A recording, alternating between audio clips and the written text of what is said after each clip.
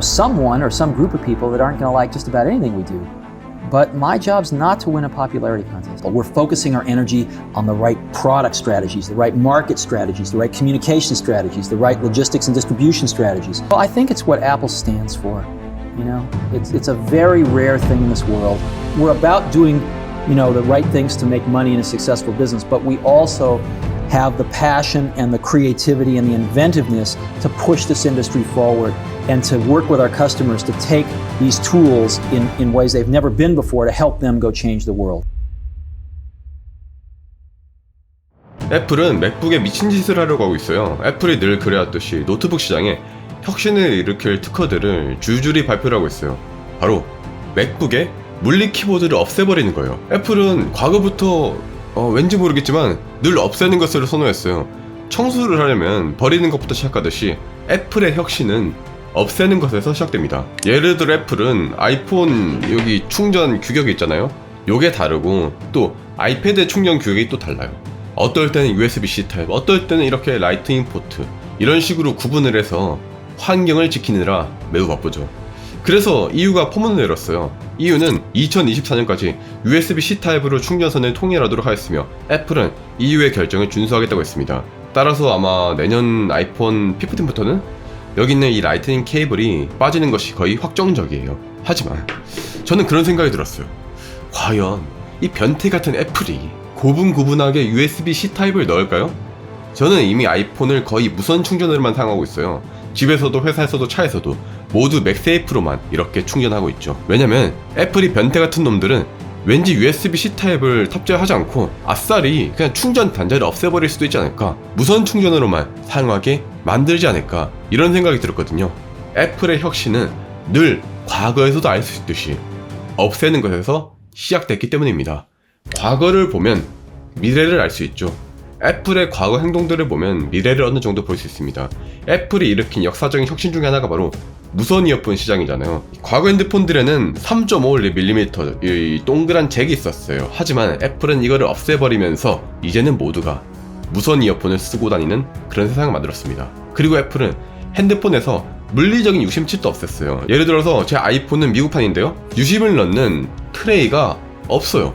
전자심으로 대체됐어요. 그리고 한 3-4년 전부터 애플은 놀라운 특허들을 미국 특허청에 등록하고 있습니다. 바로 키보드를 없애버리고 유리로 대체를 하는 거예요. 이런 매직 키보드가 아니라 키보드를 유리로 대체를 해버리는 거예요. 애플은 2022년에 막 여러 건의 관련 특허를 등록했다고 해요. 애플은 지금 이제 키보드를 이렇게 스마트폰을 터치하는 요런 걸로 바꾸려고 하는 거예요. 이를테면 키보드의 각 키판 아래에 터치 센서를 넣어서 타이핑을 할 때마다 햅틱 느낌도 줄 거예요. 실제로 2022년에 발표된 애플의 한 특허에서는 약 40마이크로미터의 매우 얇은 특수한 유리를 사용합니다. 이런 얇은 유리를 사용하는 이유는 타건, 그러니까 키보드를 두드릴 때 두드리는 힘에 따라서 변형을 일으키기 위해서예요. 쉽게 말해서 뭔가 눌리는 느낌이 들어야 타이핑을 할 때 느낌이 좋잖아요. 애플은 40마이크로미터 정도의 유리가 손가락으로 눌리는 부분에서만 살짝씩 변형이 된다면 우리가 이제 스마트폰을 터치할 때의 느낌보다 훨씬 더 좋을 것으로 판단을 했어요.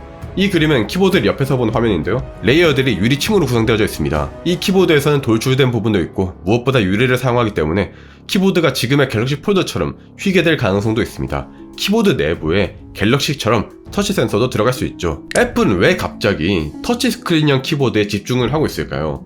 아마도 굉장히 다양한 이유가 있겠죠.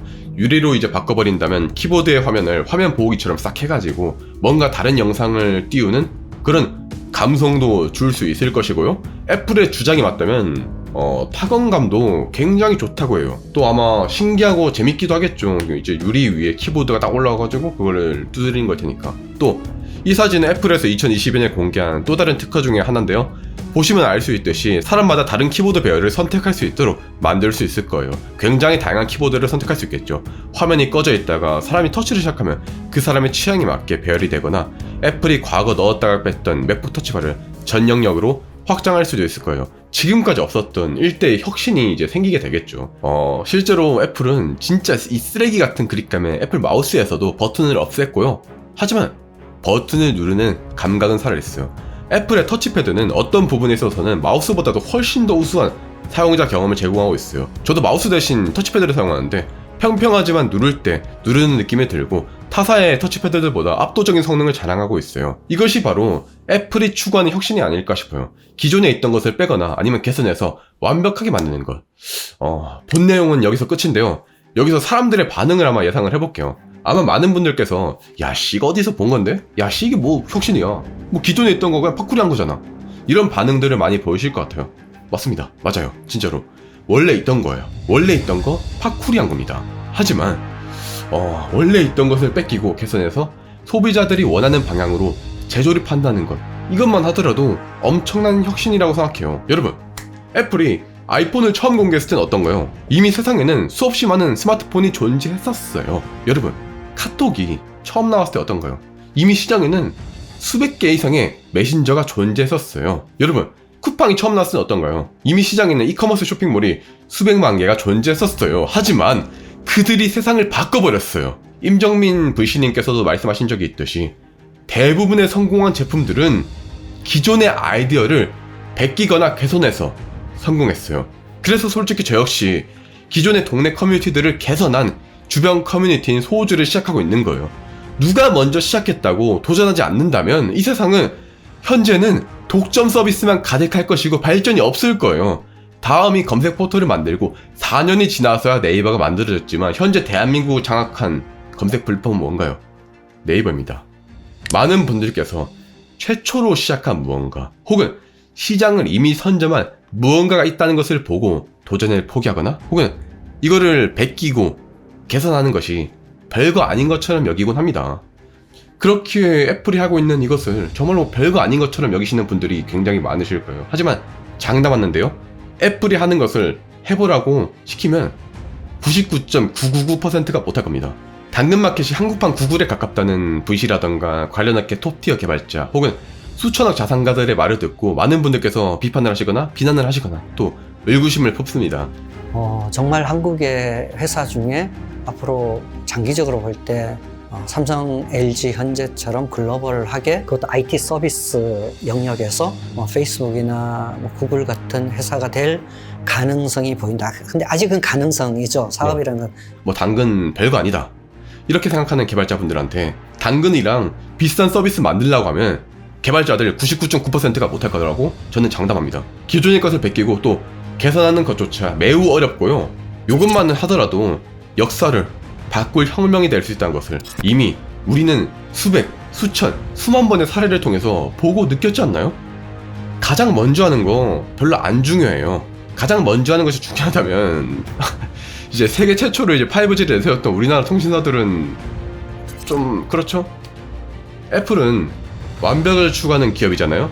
애플에게 있어서는 먼저 하는 거 하나도 안 중요할 거예요. 애플은 계속 뭐 뺄 거예요. 왜냐? 생택지 페리는 말합니다. 완벽은 무엇 하나 덧붙일 수 없는 상태가 아니라 더 이상 뺄 것이 없을 때 이루어진다.